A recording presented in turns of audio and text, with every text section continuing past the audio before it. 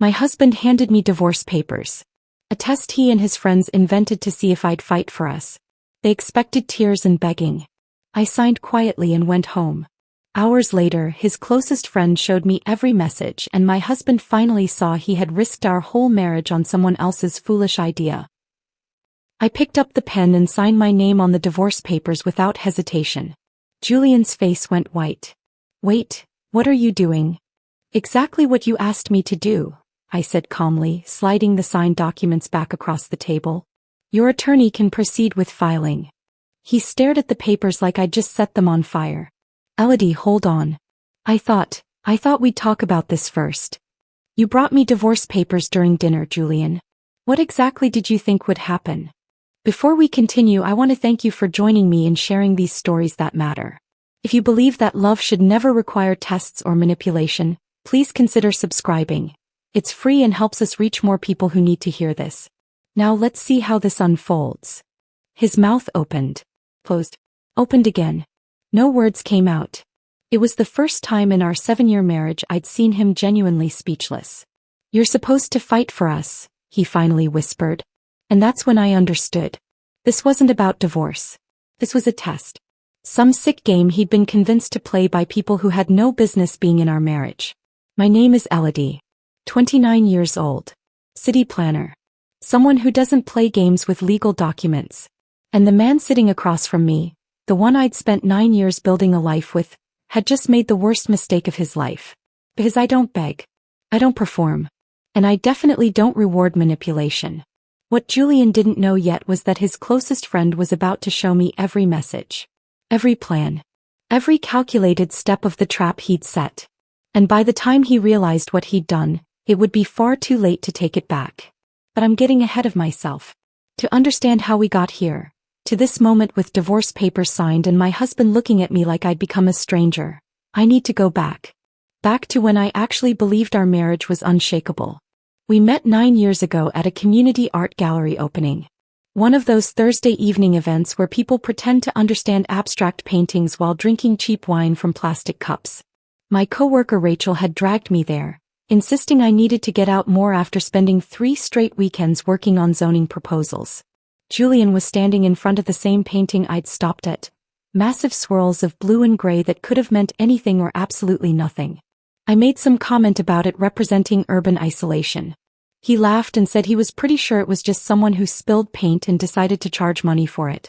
We spent the next hour wandering through the exhibit together, making up increasingly ridiculous interpretations.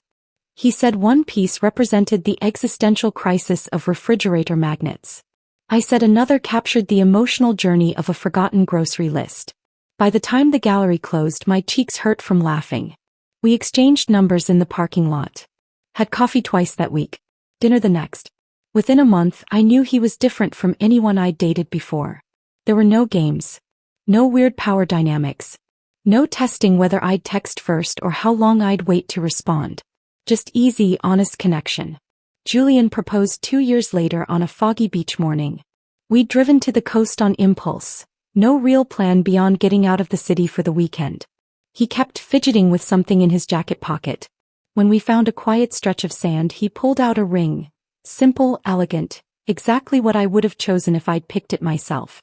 His voice cracked when he asked me to marry him. Actually cracked like a teenager's. I said yes before he could finish the question. The wedding 7 months later was intimate. Close family, a handful of friends, nothing extravagant. We wrote our own vows. His made people cry. Mine made people laugh. Felt exactly right. Exactly us. Our life together developed its own comfortable rhythm. We rented a spacious loft downtown. Exposed brick, big windows, the kind of place I'd always dreamed of living in. Weekend mornings we'd attempt elaborate brunch recipes from cooking blogs. Sometimes we'd create something impressive.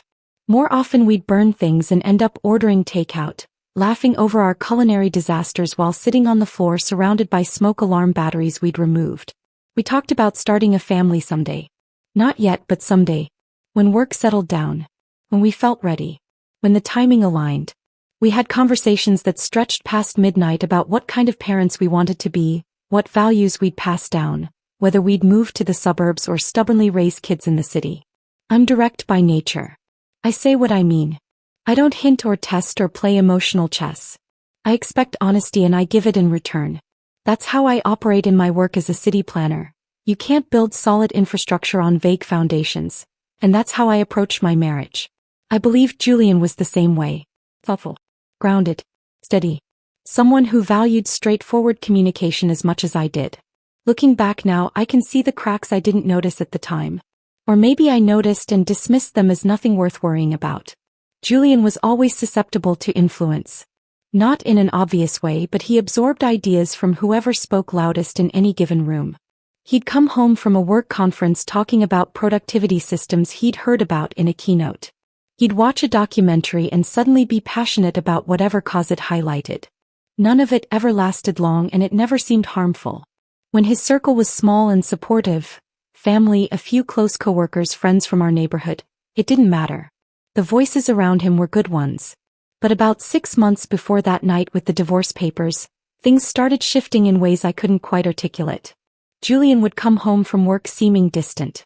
Distracted. He'd sit on the couch scrolling through his phone for an hour without saying a word. When I'd ask if everything was okay, he'd say he was fine. Just tired. Just thinking about a project. He started pausing before answering simple questions, like he was rehearsing responses in his head. I'd ask what he wanted for dinner and he'd hesitate for several seconds before saying he didn't care. I'd ask about his day and he'd give me surface-level summaries that felt scripted. I dismissed it as work stress. Everyone goes through phases. Marriage has natural ebbs and flows. I was confident in our foundation. Julian's younger sister Claire came over one afternoon about 5 months before everything fell apart. We were having coffee in the loft when she mentioned almost casually that some of Julian's old college friends were back in town. Marcus is throwing a birthday party next month, she said, stirring her coffee with unnecessary focus. Julian mentioned he was excited to reconnect with everyone. That's nice, I said. He doesn't talk about his college friends much. Claire looked at me carefully. Those guys were never good for him. They brought out this competitive, insecure side. Like he was always trying to prove something he didn't need to prove. People change though, I said. College was over a decade ago. Maybe, Claire said, but she didn't sound convinced. I brushed off her concern. Julian was 33 years old, not some impressionable teenager. He could handle reconnecting with old friends without losing himself. One evening about 3 weeks before the divorce papers, something happened that I didn't recognize as significant until much later. Julian came home from work unusually quiet. He walked past me without saying hello, dropped his bag by the door and sat on the couch staring at his phone. For 20 straight minutes he just scrolled, his expression completely blank. Everything okay? I called from the kitchen where I was chopping vegetables. Yeah, he said without looking up. Just thinking. About what? Nothing important. I let it go. I shouldn't have. The real turning point came at Marcus's 35th birthday party. It was a Saturday evening in early September. Rooftop venue, Edison bulbs strung overhead, craft cocktails, the kind of gathering that looked casual but clearly required significant planning. Julian had been unusually excited about it all week. He kept checking details, asking if we should bring wine or dessert, talking about people I'd never met like I already knew their entire life stories. We arrived with gourmet cupcakes from the bakery near our loft. The rooftop was already crowded with people laughing, drinking, posing for photos against the city skyline backdrop. Julian immediately drifted off to find Marcus and catch up with old friends. I made my way to the dessert table to drop off our contribution. That's when I saw them. Julian stood near the railing with 2 men I'd never been properly introduced to. One had the kind of obnoxious confidence that fills a room. Broad shoulders, expensive watch, voice pitched just slightly too loud. The other hovered half a step behind, nodding enthusiastically at everything the first man said. Julian waved me over. I felt trouble before I even reached them. The confident one, Derek, I'd learn later, looked me up and down like someone evaluating a car they'd already decided wasn't worth the asking price. So this is Elodie, he said, voice laced with something I couldn't quite place. Julian never stops talking about you. Hopefully good things, I replied evenly. He didn't answer. Instead he launched into what felt like a rehearsed monologue about modern relationships lacking backbone, women getting too comfortable, men needing to assert dominance or risk being walked over. The other one, Connor, nodded along like his agreement was being graded for accuracy. But what disturbed me most wasn't Derek's toxic rhetoric. It was Julian's face. He was listening with genuine curiosity. Almost impressed. Like he was hearing profound wisdom instead of recycled garbage from someone clearly projecting his own failures onto the world. I felt my stomach drop. This wasn't the Julian I knew. This was someone else. Someone I didn't recognize. And I realized, standing there on that rooftop with music playing and people laughing around us, that something had fundamentally shifted. Derek's poison had already started working. I just didn't know how deep it would go. Derek turned the conversation back to Julian before I could walk away. "Your wife's got a sharp tongue," he said like I wasn't standing right there. "You sure you can handle that?" Julian laughed awkwardly. "She's just protective. It's fine." "Protective," Derek repeated, letting the word hang in the air. "That's one way to describe it." Connor shifted uncomfortably. I met Derek's eyes directly and said, "It was interesting meeting you both," in a tone that made it clear interesting wasn't a compliment. Then I walked away, leaving Julian standing there with them. The rest of the party passed in a blur. I made small talk with Marcus's girlfriend, congratulated him on another year, and watched from across the rooftop as Julian stayed glued to Derek's side. Every few minutes, Derek would say something and Julian would nod, absorbing it like gospel. We didn't talk about it on the drive home. Julian stared out the window, fingers drumming against his knee. When we got back to the loft, he went straight to the bedroom without saying goodnight. I stood in the kitchen, rinsing our water glasses, feeling the first tremor of something I couldn't name yet. Unease maybe. Or recognition that something fundamental had shifted. That was the beginning. What came after happened slowly, then all at once. Julian started spending significantly more time with Derek and Connor. Tuesday nights became poker night. Thursday evenings turned into drinks after work. Weekend afternoons disappeared into golf outings I wasn't invited to. "It's just good to reconnect with the guys," Julian said when I mentioned noticing his schedule changing. "I haven't had a solid friend group in years." I didn't argue. People need friends. I understood that. But the Julian who came home from those hangouts wasn't the same person who left. He'd walk in past midnight smelling like cigars and whiskey, his phone buzzing constantly with group chat notifications. He'd check the messages before he'd kiss me hello. Sometimes he wouldn't kiss me hello at all. Just head straight to the couch, scrolling and laughing at things I wasn't part of. Our conversations started feeling different. Strained. Like we were reading from different scripts. One Wednesday evening, I suggested we watch the documentary we'd been waiting weeks to see together. It had finally dropped on streaming and I'd planned my entire evening around it. Ordered Thai food, set up the couch with blankets, queued it up. Julian barely looked up from his phone. "I'm not really in the mood. We've been talking about watching this for a month," I said. "I'm not obligated to entertain you, Elodie." The words landed like a physical blow. Not because they were particularly cruel, but because they weren't his. The phrasing, the tone, the detached coldness. It was Derek's voice coming out of my husband's mouth. I stared at him, searching his face for recognition that he'd just said something completely unlike himself. Nothing.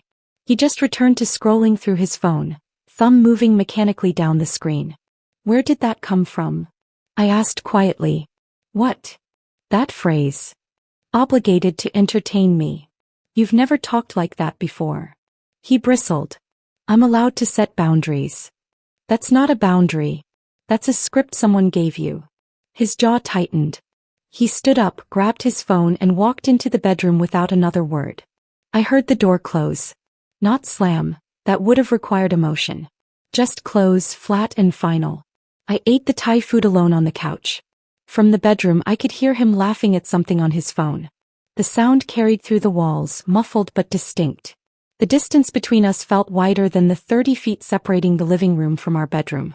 The next morning things got worse. Julian was making coffee when I walked into the kitchen. He didn't turn around, just said to the coffee maker, "You know, men are really undervalued in modern marriages." I stopped mid-step. "What?" "It's true. Women expect everything and give nothing back." He said it like he was reciting a fact from a textbook. Like he'd memorized the words phonetically without absorbing their meaning. "Who told you to say that?" I asked carefully. His head snapped up, defensive. "What's that supposed to mean?" "It means you don't actually believe that. That's not you talking. That's Derek. He crossed his arms over his chest. So now I can't have my own opinions? Absolutely, I said. When they're actually yours. Something flashed across his face.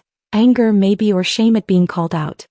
He grabbed his jacket from the back of the chair and headed for the door. Where are you going? Out. The door slammed hard enough to rattle the picture frames on the wall. I stood in the sudden silence of our loft, feeling the foundation of our marriage cracking beneath my feet like ice in spring. My phone rang 20 minutes later. Hey, I heard Julian's been hanging out with some old college friends, she said carefully. Is everything okay? Who told you that? Michelle mentioned she saw you guys at Marcus's party. Said Julian seemed different. I sank onto the couch. Different how? Just, not himself. More aggressive. Showing off maybe. I wanted to defend him. To say everything was fine and people were reading too much into normal social behavior. But I couldn't make the words come out. Just be careful, Elle, Rachel said softly. Some people change who they are when they're trying to impress the wrong crowd. I laughed, but it sounded hollow even to my own ears. Julian's 33, not 17. He can handle old friends. I hope you're right. After we hung up, I sat there staring at my phone. I should have listened to Rachel's concern. I didn't. That was my second mistake. The test started 3 days later. Julian came home from work and found me reading on the couch. Without preamble, without context, he said, "Let me see your phone." I looked up from my book. Why? I just want to check something. Check what? Does it matter? If you have nothing to hide, it shouldn't be a problem. The logic was so absurd I almost laughed. Instead, I unlocked my phone and handed it to him. Nothing to hide. Texts with my sister about weekend plans. Work emails about zoning permits. A group chat with college friends planning a reunion. He scrolled through everything methodically. Messages, call logs, even my photos. He spent 15 minutes examining evidence of a life that was exactly what it appeared to be. Boring, honest, normal. When he finally handed it back, he looked almost disappointed. Like he'd wanted to find something incriminating and felt cheated that he hadn't. Happy? I asked. He shrugged. Just making sure. 4 days later he asked again. Let me see your phone. This time I said no. His eyes widened. Why not? What are you hiding? Privacy, I said evenly. It's not negotiable. He stared at me like I'd just confessed to murder. Wow. Your true colors are really showing. Make sure you report back to Derek that I failed his little evaluation. He didn't deny it. Didn't even try to pretend this was spontaneous insecurity. He just turned and walked away, pulling out his own phone to type something I couldn't see. The next evening, I found a notebook in his gym bag while looking for the car keys. I wasn't snooping. The bag was sitting open on the kitchen counter. Inside, written in Julian's handwriting, was a list. Phone tick failed. Public jealousy test. Pending. Financial dependency question. Pending. Transformation hypothetical. Pending. My blood ran cold. This wasn't spontaneous relationship anxiety. This was a planned campaign. A series of orchestrated tests designed to evaluate me like a job candidate. I took a photo of the page with my phone and put the notebook back exactly where I'd found it. The questions started coming rapid fire after that. Would you still love me if I lost my job? Julian asked over breakfast. Would you leave me if I gained 50 pounds? He asked while we were grocery shopping. And then the one that almost made me laugh out loud. Would you still love me if I turned into a tree? I looked at him seriously. Like a full Ovid's Metamorphoses transformation into an oak, or more of a decorative ficus situation. Because if you're going mythological, I'm definitely not watering you daily while you contemplate photosynthesis. He blinked, completely confused. What does that even mean? It means if you randomly transformed into foliage overnight, I'd assume Derek convinced you it was a power move. He didn't find it funny. His face closed off, shutting down completely. Every answer I gave was apparently wrong. Too flippant. Not emotional enough. Not the script he'd been told I should follow. He'd act hurt, waiting for me to apologize profusely or deliver some grand declaration of undying devotion. But that had never been my communication style. He knew that when he married me. Suddenly I was being evaluated like a contestant on a reality show I'd never auditioned for. The worst part was watching him consult his phone after each test. He'd walk into another room, type something, wait for a response. I could see the glow of the screen reflected on his face through the doorway. He wasn't questioning our marriage because something was wrong. He was following instructions. And I realized with sickening clarity that Derek wasn't just influencing Julian. He was directing him. I started paying closer attention after I found that notebook. Watching Julian became like watching someone I'd never met before. A stranger wearing my husband's face, speaking with his voice, but operating from an entirely different manual. Saturday morning he suggested we go to the farmer's market. We used to go every weekend before Derek entered the picture. It had been our ritual, wandering through stalls of fresh produce, sampling cheeses, buying flowers we didn't need because they were beautiful. I thought maybe he was trying to reconnect, find our way back to normal. I should have known better. We were standing at a produce stand, examining heirloom tomatoes, when Julian suddenly pointed across the aisle at a woman selling honey. "She's attractive," he said, loudly. Loud enough that several people nearby turned to look. I didn't react. Just kept examining tomatoes. Good for her. He waited. I could feel him watching me, measuring my response. When I didn't give him the jealousy he was fishing for, he tried again. "Did you hear what I said?" "I said she's attractive." I picked up a particularly nice tomato, inspecting it for blemishes. "Yeah. So are sunsets. What's your point?" A woman browsing cucumbers nearby suppressed a smile. The vendor behind the stand focused very intently on arranging his display. Julian's voice went up another notch. "You don't even care if I notice other women." "Not particularly," I said calmly, placing the tomato in our basket. A couple standing near the lettuce actually chuckled. Julian's face flushed red. He glared at me like I'd just humiliated him in front of a stadium full of people instead of a handful of strangers buying vegetables. The honey vendor looked deeply uncomfortable, pretending to be very busy rearranging jars that didn't need rearranging. I paid for our produce. Julian stood 3 feet away, radiating fury, his jaw so tight I could see the muscle twitching. The drive home was silent. His hands gripped the steering wheel hard enough that his knuckles went white. He stared straight ahead, not speaking, barely breathing. Every few seconds his phone would buzz in the cup holder. He'd glance at it, then back at the road, then at it again.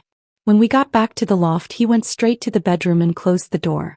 Not slammed, he was too controlled for that, but closed with deliberate finality. I put away the groceries. Through the bedroom door I could hear his voice, muffled but agitated. Then another voice responding. Deeper.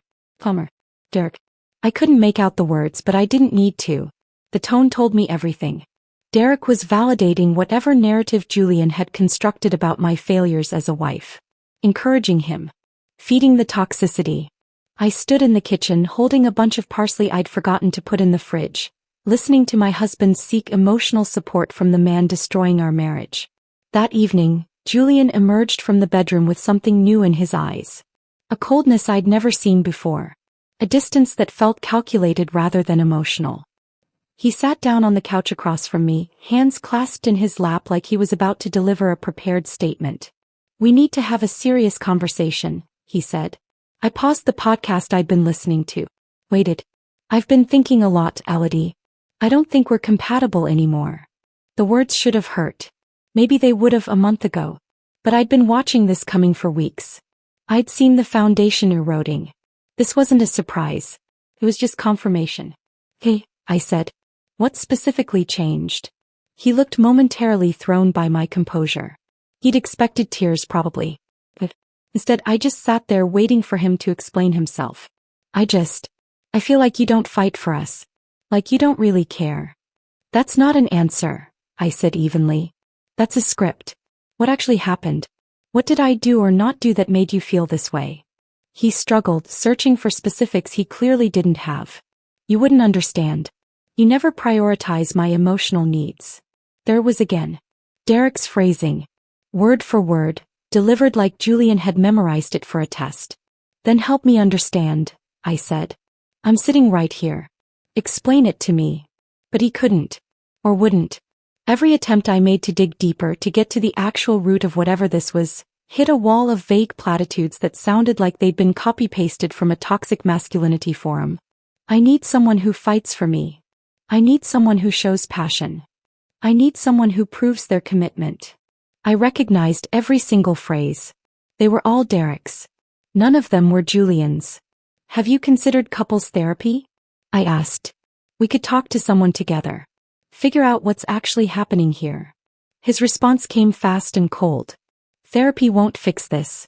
And women only suggest therapy when they want to control the narrative. I felt something inside me go very still. Very calm. The kind of calm that comes when you finally understand exactly what you're dealing with. That's not true, I said quietly. But if that's what you believe, then we have bigger problems than I thought. He stood up abruptly. I've already talked to a lawyer. I have the paperwork ready. The air left the room. For a moment I couldn't breathe. Couldn't process what he'd just said. When? I managed. 2 weeks ago. 2 weeks. While we were still sleeping in the same bed. While I was still making him coffee in the morning. While we were still going through the motions of being married. He'd been planning the end. Does Derek know? I asked, though I already knew the answer. Julian hesitated, then nodded. He helped me find the attorney. He said I needed to protect myself. Of course he did. Derek didn't just poison my husband's mind. He helped him weaponize the law against me. I stood up slowly, carefully. Hey, have your lawyer send me the papers. Julian blinked. That's it? You're not going to fight this. There's nothing to fight, I said. You already made your choice. 2 weeks ago. He opened his mouth. Closed it. He'd expected resistance. An emotional breakdown. Begging. This calm acceptance clearly wasn't in the script Derek had given him. I walked to the kitchen, poured myself a glass of water, and waited for my hands to stop shaking. 3 days later, Julian placed a folder on the dinner table between our plates like it was a piece of mail that needed signing. I'd made pasta. We'd been eating in silence. Then the folder appeared. What's this? I asked, though part of me already knew. Just look at it, he said. I opened it. Divorce papers. Clean, official, devastating in their formality. You're certain about this? I asked quietly. It's what's best for both of us, he said. His voice had that mechanical quality again. Rehearsed. I need to prioritize my growth. I can't do that while being undervalued. How have you been undervalued? I asked. Give me one specific example. He scrambled for an answer, came up empty, and defaulted back to the script. You just don't fight for us. You don't show me you care. If you really loved me, you'd be begging me to reconsider right now. And there was the final test. The ultimate loyalty check. He wanted dramatics. He wanted me to grab his hands across the table, cry, promise to change everything about myself, plead with him not to leave. He wanted some cinematic emotional breakdown that would prove I loved him enough to humiliate myself. He wanted a performance. Instead, I opened the folder and read through the documents methodically. Petition for dissolution of marriage. Asset division worksheet. Parenting plan not applicable. We'd never gotten around to having kids. Elodie, what are you doing? His voice cracked slightly. Reading, I said. You handed me legal documents. What else would I do with them? You're supposed to fight for us, he said desperately. If you actually love me, you don't just sign paperwork. I looked up at him. Really looked at him. Searched his face for any trace of the man I'd married. Found mostly fear and confusion, like he'd suddenly realized the test was backfiring but didn't know how to stop it. If you actually loved me, I said, keeping my voice completely level, you wouldn't be using divorce as a loyalty test. His face went pale. I picked up the pen sitting next to my water glass. Initialed every required section. Signed my name on the final page. Slid the completed documents back across the table. Your attorney can proceed with filing. He stared at the papers like I'd just set them on fire. And for the first time since this nightmare began, I felt completely, perfectly clear about who I was and what I deserved. It wasn't this. Julian stared at the signed papers like I'd just detonated something he couldn't see but could definitely feel. His face had gone from pale to gray. Wait, Elodie, hold on. Maybe we should talk about this more. I stood up, collecting my plate from the table. I tried talking. You wanted a performance. That's not. It is, I said firmly, meeting his eyes. You wanted me to prove something. I'm not proving anything to someone who disrespects me. His mouth opened but no words came out. He looked lost, like someone had taken away his map mid-journey and he had no idea how to proceed without it. This outcome clearly wasn't in Derek's playbook. He'd expected tears, desperation, maybe me throwing the papers across the room in dramatic refusal. Not calm, dignified acceptance. "You're being heartless," he whispered. I paused at the kitchen sink. "No. I'm being honest. There's a difference." He flinched like I'd slapped him. I rinsed my plate, set it in the dishwasher, and walked to the bedroom without looking back. Behind me, I heard him pick up his phone. His voice started low, then climbed higher, panicked and pleading. Derek's responses filtered through the walls. I couldn't make out the words, but the tone was unmistakable. Calm, reassuring. Probably telling Julian this was all part of the process, that I'd come crawling back any minute now. I pulled my overnight bag from the closet and started packing. Toothbrush. Change of clothes. Phone charger. The essentials. I wasn't staying here tonight. Maybe not for a lot of nights. I texted Claire, "Can I stay with you?" 3 dots appeared immediately, then her response, "Doors open. Are you okay?" I typed back, "Not yet. But I will be." I grabbed my bag, walked back through the living room where Julian was still on the phone, his back to me, and left without saying goodbye. The drive to Claire's apartment took 20 minutes. I didn't cry. Didn't turn on music. Just drove through the city streets with my hands steady on the wheel and my mind surprisingly quiet. Claire was waiting at her door when I arrived. She pulled me into a hug without asking questions, took my bag and led me inside. Her apartment was small but comfortable. Everything in shades of cream and soft gray, plants on every surface, the kind of space that felt intentionally peaceful. "Tea?" she asked. "Please." We sat on her couch while the kettle heated. She didn't push. Just sat beside me, waiting for me to be ready. "He handed me divorce papers," I said finally. "So I signed them." Claire nodded slowly. "And now he's panicking because you actually did what he asked." "Exactly. That sounds like Julian," she said quietly. "He never could handle it when people took him at his word." The kettle whistled. She got up to make the tea and I sat there feeling the weight of the day finally settling into my bones. By morning my phone had exploded. Messages from friends I hadn't heard from in months. Carefully worded texts that all had the same overly cautious tone. "Hey, heard you're going through something. Here if you need to talk. Stay strong. You've got this. Just checking in. Let me know if you need anything." The phrasing was too similar. Too coached. Like they'd all been briefed by the same source. Then Michelle from work sent a message that made everything clear. "I heard you were emotionally distant. Didn't realize it was that serious." Emotionally distant. I actually laughed out loud. Not from amusement, from recognition. Derek had already started spreading his version of events. Painting me as the villain. The cold wife who never valued her husband, who shut down his emotional growth, who manipulated him psychologically. The hypocrisy was almost impressive.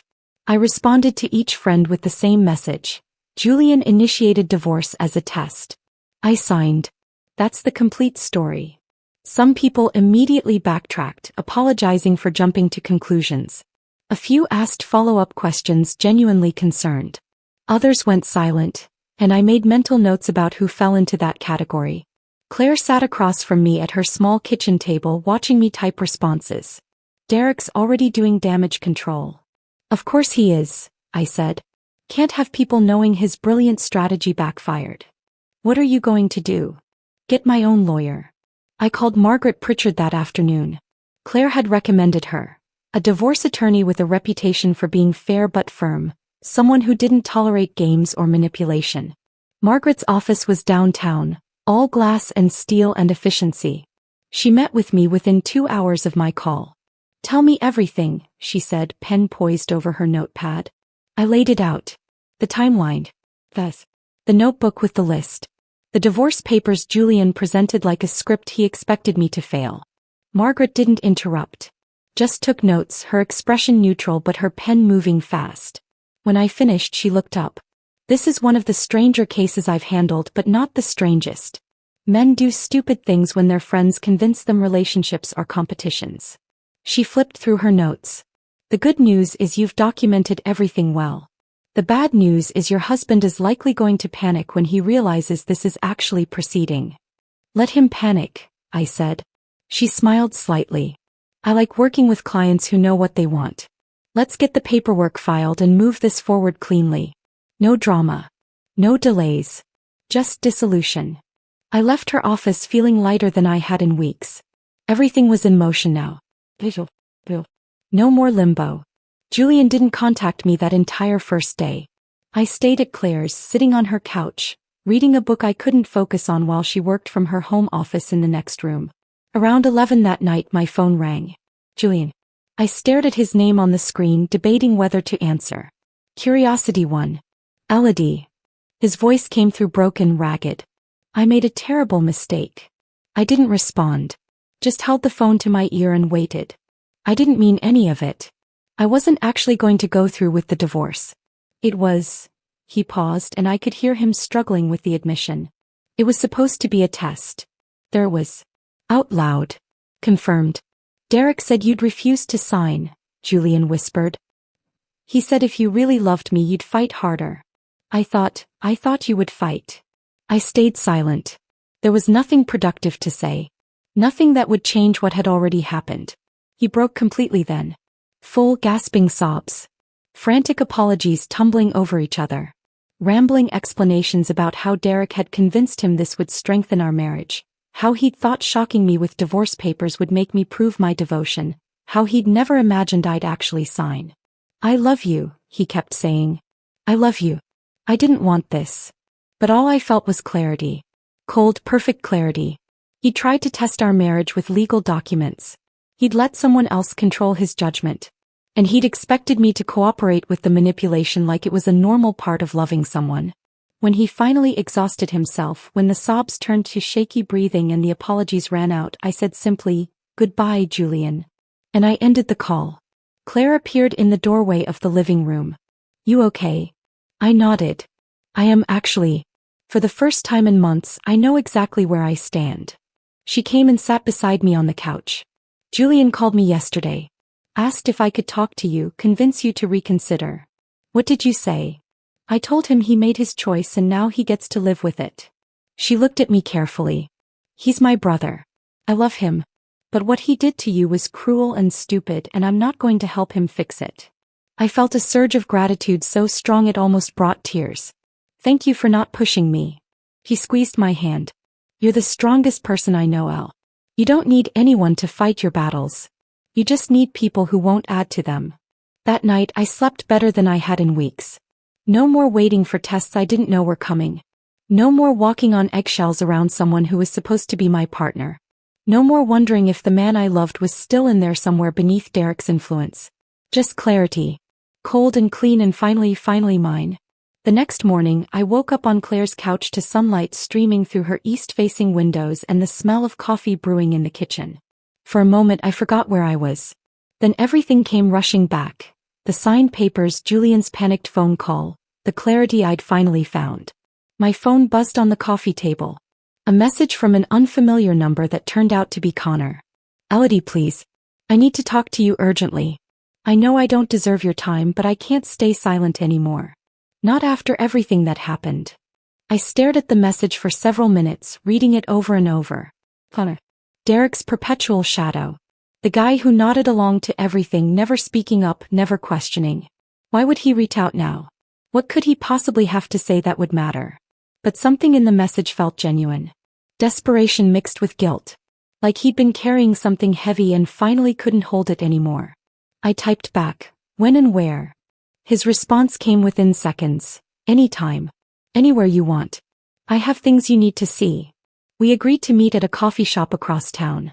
A place I'd never been to with Julian, somewhere neutral and away from anywhere we might run into people we knew. Connor was already there when I arrived, sitting at a corner table, hunched over a cup of coffee he clearly hadn't touched.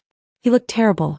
Unshaved, clothes rumpled like he'd slept in them, eyes red-rimmed and exhausted. He stood when he saw me approach. "Thank you for meeting me," he said, voice shaking slightly. "I wasn't sure you would." I sat down across from him. "Say whatever you need to say." He took a breath, steadying himself. "I'm not here to make excuses or defend anyone. I just need you to know the truth about what happened. What's still happening." I waited. Connor pulled out his phone with trembling hands. Derek manipulated all of us. Me, Julian, everyone in that group. He doesn't offer friendship. He offers control. He doesn't want peers who challenge him. He wants disciples who validate his worldview no matter how toxic it gets. He unlocked his phone and started scrolling through messages. I tried to stop it. I tried to warn Julian. But I wasn't loud enough. I wasn't strong enough. And I've been living with that guilt ever since. He handed me his phone like he was submitting evidence in a trial. Screenshots filled the screen, all with timestamps clearly visible. The first one was a message from Connor to Julian, dated 3 weeks before the divorce papers. Jay, this is insane. Derek is pushing you towards something destructive. This isn't strength. This isn't leadership. You're losing yourself. You're letting him turn your marriage into a war game. He's projecting his failures onto you and you're letting him rewrite your reality. I read it twice. Connor had actually tried. He'd seen what was happening and attempted to intervene. What did Julian say? I asked. Connor's jaw tightened. He told me Derek understood relationships better than I did. That I was jealous of his growth. That he needed to trust the process. He looked at me with exhausted eyes. Those were his exact words. Trust the process. Like he was in some kind of cult. I felt sick. My husband had chosen Derek's toxic validation over genuine concern from someone who actually cared about him. Connor took his phone back and scrolled further. It gets worse. He pulled up the group chat. Derek, Connor, Julian, and 2 other guys I vaguely recognized from Marcus's party. The messages were recent from just days ago. Derek's name appeared over and over, posting long paragraphs. Connor, you're pathetic. Stop being a simp. You sound brainwashed by feminist propaganda. If you can't support Julian's growth, then shut your mouth. This is why you can't maintain relationships. You're jealous of his transformation and trying to sabotage it. The attacks continued for pages. Vicious, relentless, all aimed at Connor for daring to question what Derek was doing. I left the group after this, Connor said quietly. I wanted nothing to do with Derek's manipulation anymore. But Julian stayed. He chose Derek over everything. Over you, over me, over his own judgment. Why are you showing me this? I asked. What do you want from me? Connor looked genuinely pained. Nothing. I don't want anything. I just needed you to know the truth. Because Derek's telling everyone you were the problem. That you were controlling and emotionally distant. That you sabotaged Julian's growth and manipulated him psychologically. He paused. And Julian's so deep in Derek's influence that he's starting to believe it. I felt a strange combination of validation and rage. Validation that I wasn't crazy, that the manipulation had been real and calculated. Rage at how thoroughly Derek had orchestrated everything. There's more, Connor said. He scrolled back further in his messages, to conversations between Derek and Julian from weeks before the separation was even mentioned. What I saw made my blood run cold. The messages laid out a complete strategy. A step-by-step plan for destroying a marriage. First, create emotional distance. Make her feel like she's failing you. Then demand space. She needs to feel uncertain.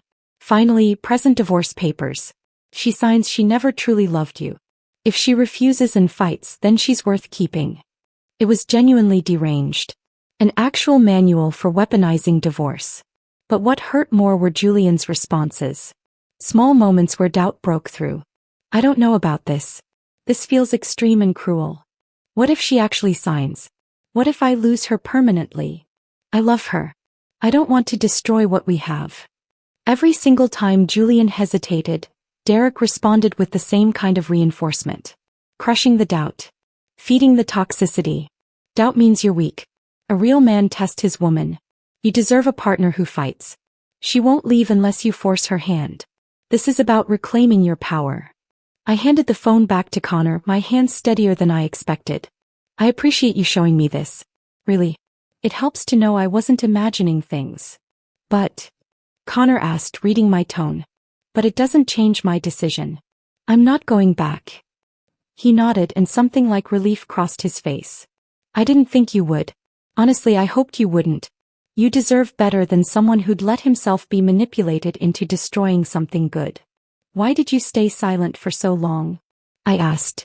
Connor looked down at his coffee. Cowardice mostly. I didn't want to be the target of Derek's attacks. I didn't want to lose the friend group. And part of me kept thinking Julian would snap out of it on his own. He met my eyes. But when I heard you actually sign the papers, when I saw Derek celebrating like he'd won some kind of victory, I couldn't keep quiet anymore. You deserve to know the truth. We sat in silence for a moment. The coffee shop hummed with quiet conversation around us, people going about their normal lives while mine was being dissected over screenshots and confessions. What happens now? Connor asked. I move forward, I said simply. My lawyer's already filing everything. Julian made his choice. Multiple choices actually. And I'm done being part of someone else's twisted game. For what it's worth, Connor said, I think you're doing the right thing. Julian needs to hit bottom before he'll see what Derek really is.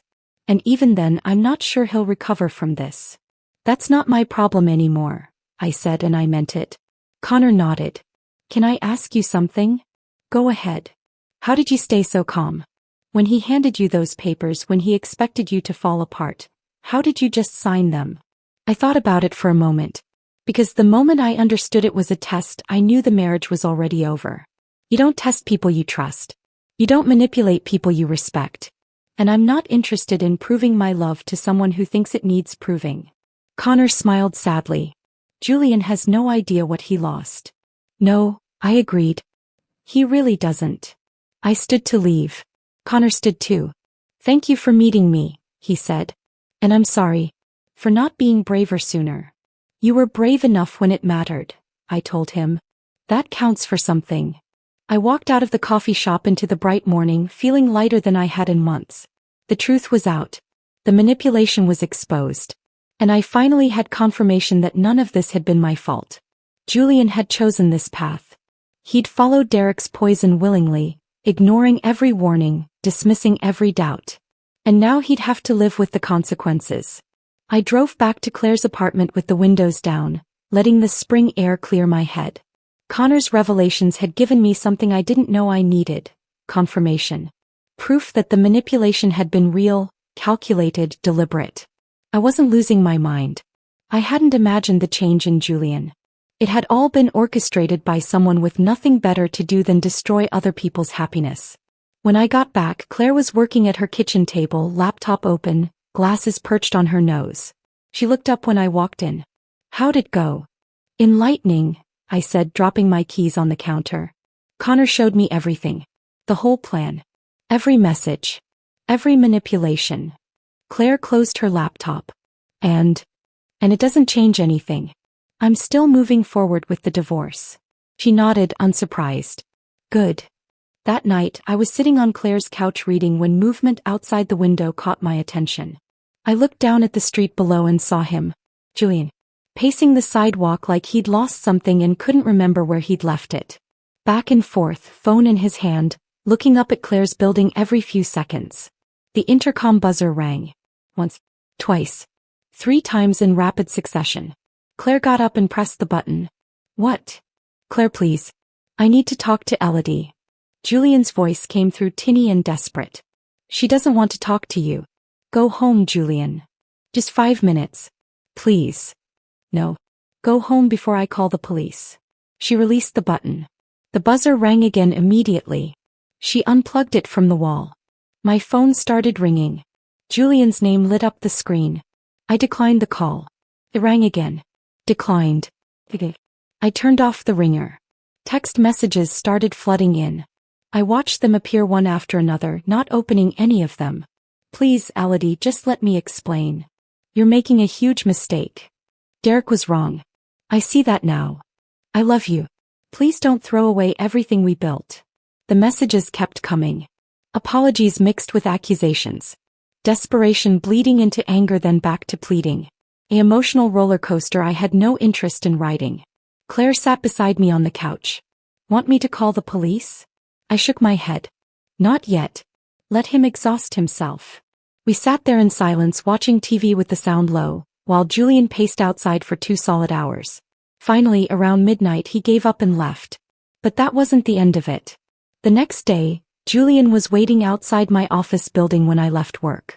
Just standing there on the sidewalk, hands in his pockets, looking like he hadn't slept. Elodie, please.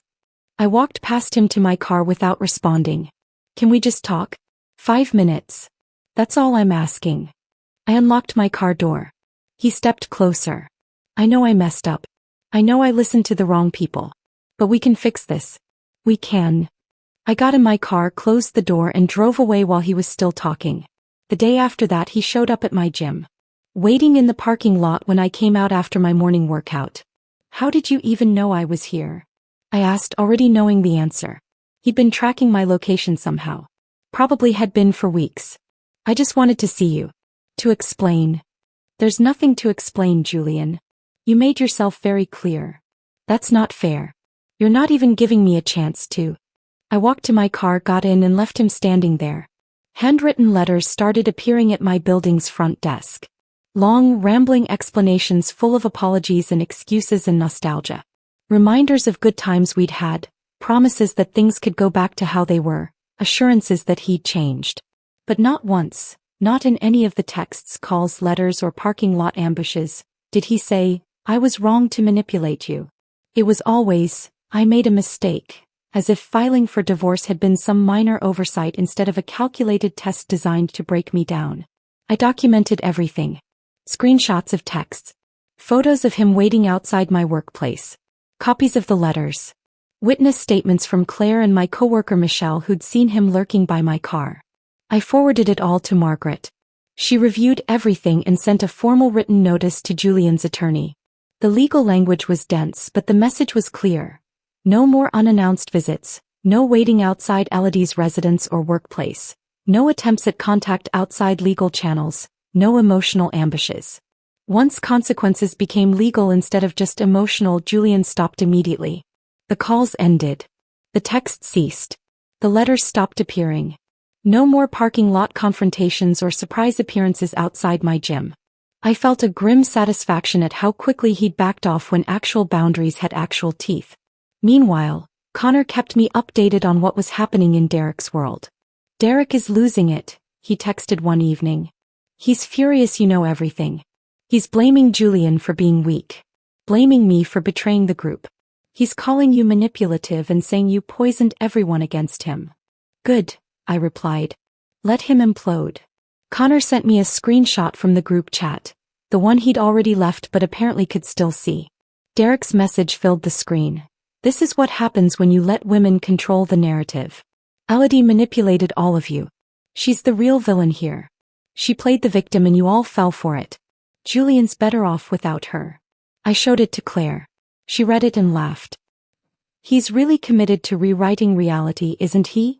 That's what narcissists do, I said. They can't admit they're wrong, so they make everyone else the problem. The divorce proceedings moved faster than I'd expected. Once Margaret took over, everything became purely transactional. Documents, signatures, asset division spreadsheets. Julian and I split the loft contents the way exhausted adults handle separations. Item by item, room by room, neither of us with energy left to fight over material possessions. He requested the leather couch we'd bought together on our second anniversary. Fine. I kept the bookshelves I'd assembled myself one Saturday while he was at a work conference. He wanted the fancy coffee maker his parents had given us as a wedding gift. I kept the stand mixer I actually used. It was all so mundane. So anticlimactic.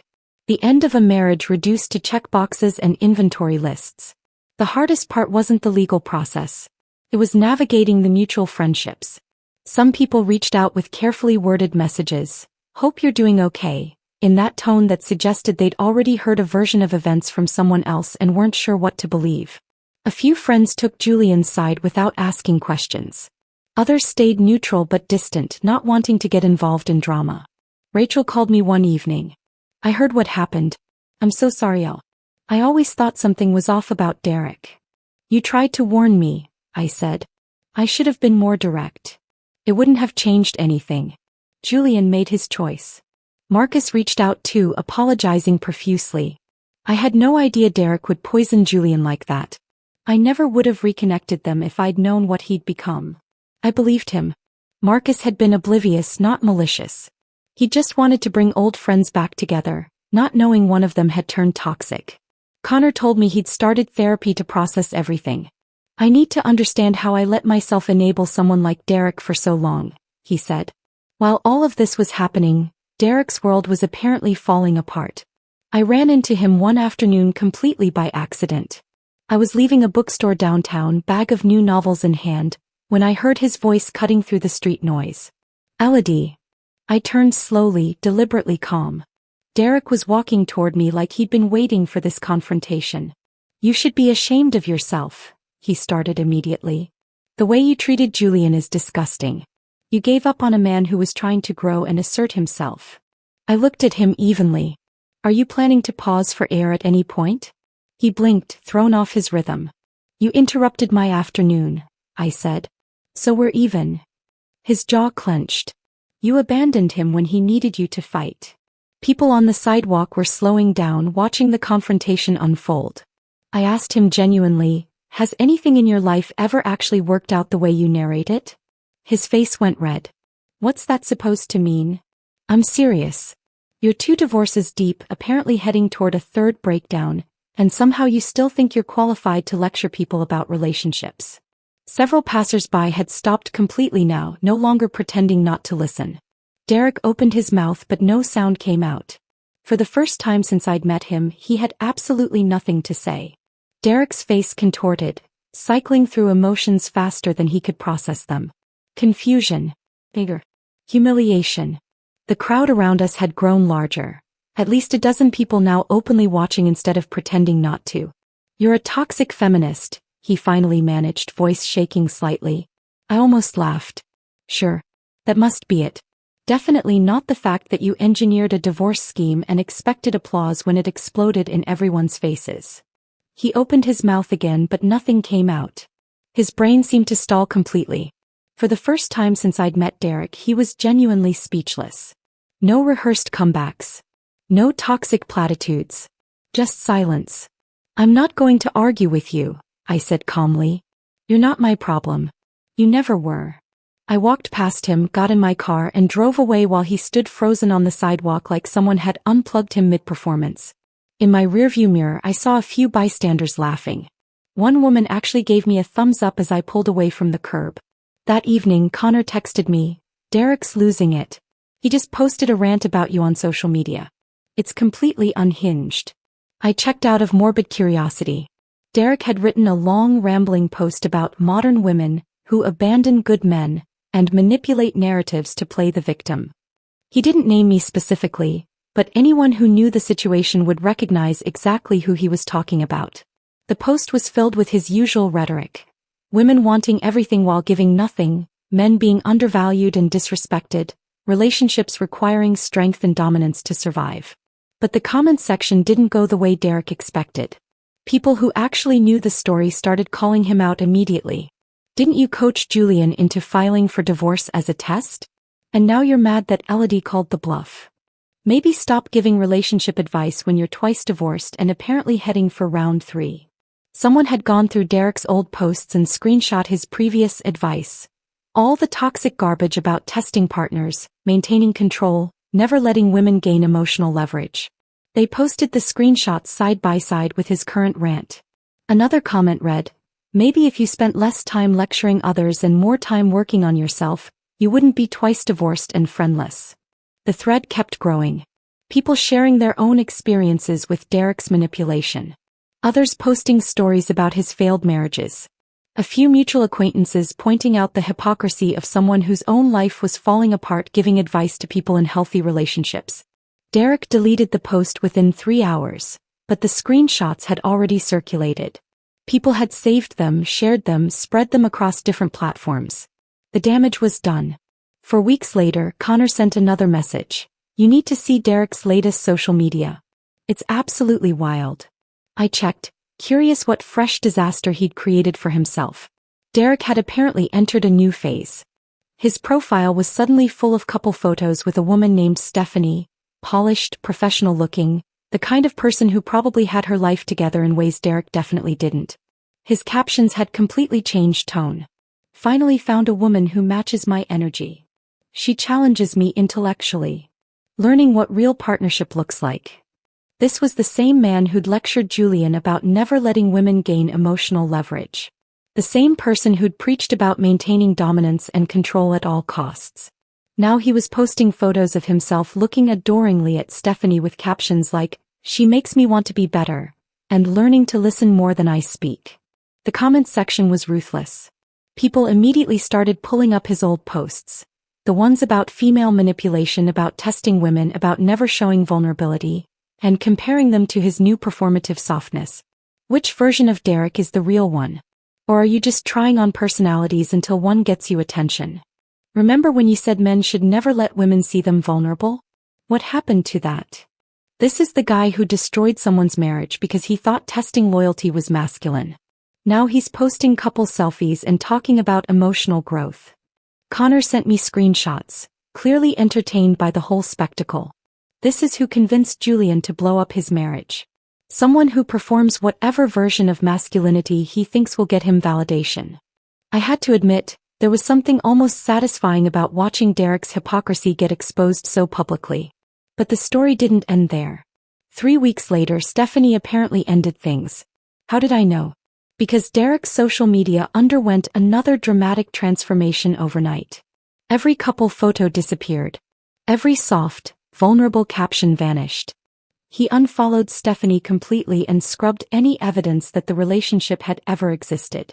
In their place came a flood of aggressive quotes about independence, self-respect, and not needing anyone's validation. The same rhetoric he'd been spouting before Stephanie, as if the previous month of evolved masculine posting had never happened. He was back to lecturing about relationships from the position of someone who clearly couldn't maintain one himself. Connor's message was simple: everything makes perfect sense now. Derek never believed anything he preached. He just craved attention and control. And he destroyed your marriage for his ego. I didn't respond. There was nothing left to say about Derek. He was a sad, insecure man playing out the same toxic patterns over and over, blaming everyone else when they inevitably failed. But while Derek was imploding publicly, Julian was still spiraling privately. Even after Margaret had sent the formal legal warning, Julian kept testing boundaries. He'd drive past Claire's building slowly, his car crawling by at least once a day. He'd show up at coffee shops near my office, sitting in the corner with a laptop open, pretending it was coincidence. He left packages with mutual friends, books he thought I'd like, a scarf I'd mentioned wanting months ago, a framed photo of us from our wedding. Each one came with a note asking the friend to pass it along, to tell me he was sorry, to let me know he'd changed. He never got quite close enough to violate the legal order Margaret had established. But he was always there, hovering at the edges of my life, making his presence felt. I documented everything. Photos of his car outside Claire's building. Screenshots from friends showing his requests to pass along gifts. A log of every sighting, every near encounter, every boundary he pushed without technically crossing. Margaret reviewed it all and sent a second formal notice to Julian's attorney. The language was stronger this time. If contact continued outside legal channels, we would pursue restraining orders and potential harassment charges. That finally broke through whatever fantasy Julian was living in. The drive-bys stopped. The coffee shop appearances ended. The packages stopped arriving through mutual friends. Once real legal consequences became imminent, not just emotional stakes, but actual court orders and potential criminal charges, he retreated completely. I realized something important in that moment. Julian had never been truly dangerous. He wasn't violent or threatening. He was just weak, easily manipulated, desperately seeking validation from sources that would never actually fill the void inside him. That didn't excuse what he'd done. The manipulation, the tests, the divorce papers, the stalking behavior afterward. None of it was acceptable. But it helped me understand that none of it had really been about me. I wasn't lacking as a wife. I hadn't failed to fight for our marriage. I hadn't been too cold or too distant or too anything. Julian had destroyed our relationship because Derek convinced him that manipulation was strength, that testing was love, that real partnerships required constant proof instead of simple trust. And when I'd refused to play along, when I'd called his bluff and signed the papers, he'd panicked. Not because he'd lost me, but because he'd failed the test Derek had designed. His entire sense of self had become wrapped up in Derek's toxic worldview. And when that worldview crumbled, when I didn't react the way Derek promised I would, Julian had nothing left to stand on. I felt something close to pity for him. Not enough to take him back. Not enough to forgive what he'd put me through. But enough to understand that he was a victim too. Just a willing one who'd chosen Derek's poison over our partnership. The divorce proceedings continued moving forward. Documents signed. Assets divided. The loft sold to a young couple who had no idea about the history contained in those walls. And through it all I kept moving forward. One day at a time. One signature at a time. One step closer to freedom. The final court date arrived on a Tuesday morning in late spring. The kind of day that felt too beautiful for endings. Clear blue sky, warm sun, birds singing in the trees outside the courthouse like nothing significant was happening inside. I arrived 15 minutes early. Margaret met me in the lobby, reviewing the final documents one last time, making sure everything was in order. "This should be straightforward," she said. "Sign, confirm, done. You'll be officially divorced by lunch." I nodded, feeling surprisingly calm. No nervousness. No second-guessing. Just quiet certainty that this was exactly what needed to happen. Julian was already waiting in the hallway outside the courtroom when we arrived. He looked diminished somehow. Not physically smaller, just deflated, like someone had finally disconnected the external validation he'd been running on for months. He wore the same suit he'd worn to our wedding. I don't know if that was intentional or just coincidence, but it felt like a desperate attempt at symbolism that missed its mark entirely. We sat on opposite sides of the hallway, Margaret beside me, Julian's attorney beside him. The silence was heavy, uncomfortable. Julian kept glancing sideways at me, opening his mouth slightly like he wanted to speak but couldn't find the words. I didn't offer any opening. Didn't create space for last-minute speeches or reconciliation attempts. I just sat there waiting for our names to be called. Finally, he whispered across the space between us, "Elodie, we really don't have to finalize this." I looked directly at him. "Yes, Julian. We absolutely do. These are the consequences of choices." He swallowed hard, his Adam's apple bobbing visibly. "I never imagined it would actually end like this." "You didn't imagine," I said quietly. "You listened to someone who hated our happiness more than he cared about your well-being. And you chose to believe him over choosing to trust me." His eyes filled with tears that didn't quite fall. "Can you ever forgive what I did?" I considered the question honestly. "I don't hate you, Julian. But I don't trust you. And without trust, there's nothing left to build on." He nodded slowly, like my words confirmed something he'd already accepted internally but hadn't wanted to admit out loud. The clerk appeared in the doorway. "Brennan versus Brennan?" We stood. Walked into the small courtroom. Sat at a table with our respective attorneys while the judge reviewed the final documents. The whole process took less than 20 minutes. Sign here. Initial here. Confirm that all assets have been divided fairly. Confirm that there are no outstanding disputes. Confirm that both parties agree to the dissolution.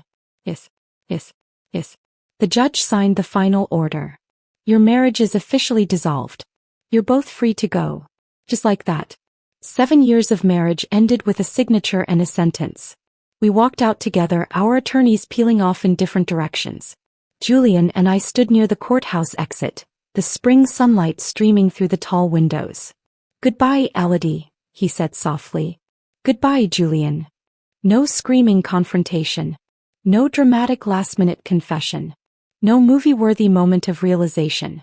Just two people who'd once loved each other saying goodbye for the last time. I walked to my car alone, feeling lighter than I had in months. Actually light, like I'd been carrying something heavy for so long that I'd forgotten what it felt like to stand up straight. Claire was waiting for me at a small restaurant a few blocks away. We'd planned a quiet lunch after the hearing, her way of making sure I wouldn't be alone when it was all finally over. When I walked in, she stood immediately and pulled me into a tight hug. "How do you feel?" she asked when she finally let go. "Free," I said simply. And I meant it. We sat down, ordered wine and pasta, and talked about everything except Julian and divorce and the past 6 months of legal proceedings. Claire told me about a project she was working on. I told her about a zoning proposal that had finally gotten city council approval after months of revisions. We laughed about a terrible movie we'd watched the night before. Normal conversation. Normal life. No tests. No manipulation. No walking on eggshells. Just two people who genuinely cared about each other, sharing a meal and enjoying each other's company. The toxic friend group had fully disintegrated by then. Connor had cut ties with Derek completely and was apparently doing better in therapy. Marcus had apologized multiple times and distanced himself from the whole situation. The other guys from the group had scattered, probably relieved to escape Derek's gravitational pull. Derek himself was publicly humiliated and relationshipless, desperately trying to rebuild his shattered facade on social media while everyone who knew the truth watched his hypocrisy play out in real time. And Julian was isolated, consumed by regret, finally understanding what he'd destroyed but unable to fix it. I felt bad for him sometimes. Not bad enough to reconsider. Not bad enough to reach out. Just a distant sadness for someone who'd had something good and threw it away because he'd been convinced it wasn't enough.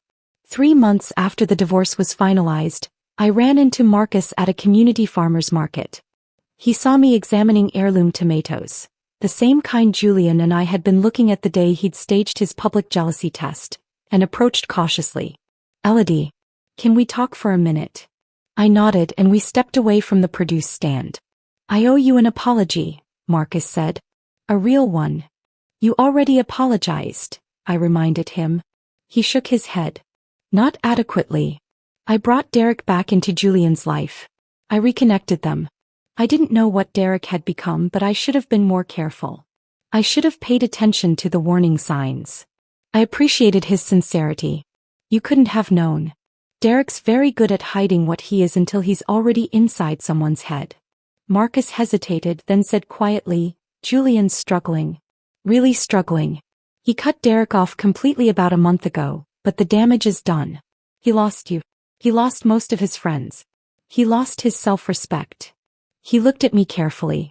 "I think he finally understands what he threw away." I felt a pang of something. Not regret. Not longing. Just sadness for wasted years and potential that would never be realized. "I hope he finds peace," I said genuinely. "I really do. But not with me." Marcus nodded. "I understand. For what it's worth, you handled everything with more grace than most people could have managed." I thanked him and moved on with my shopping, leaving him standing there looking relieved that the conversation had gone as well as it had. That night, my phone buzzed with a message from an unknown number that turned out to be Julian's new phone. Just 3 words, "I am sorry." I stared at the message for a long time. Part of me wanted to respond. To acknowledge the apology. To offer some kind of final closure that might help both of us move on completely.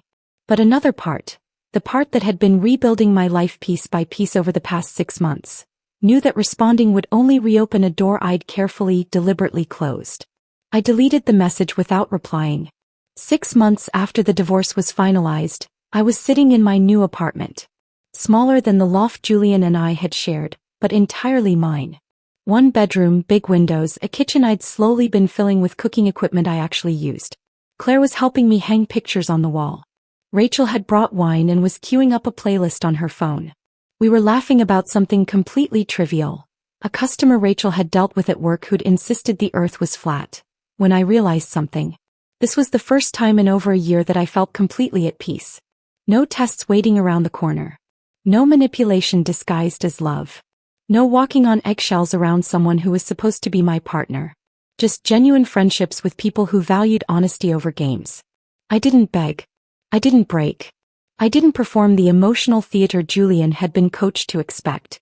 I simply walked away from someone who chose to destroy what we'd built because a manipulative, insecure man convinced him that love required constant testing and proof.